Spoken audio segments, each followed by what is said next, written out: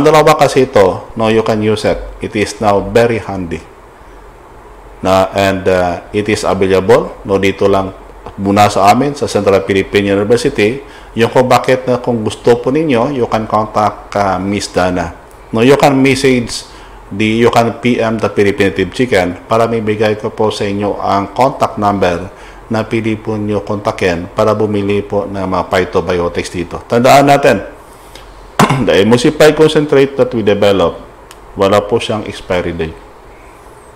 Habang tumatagal siya, tumitindi po ang kanyang epekto.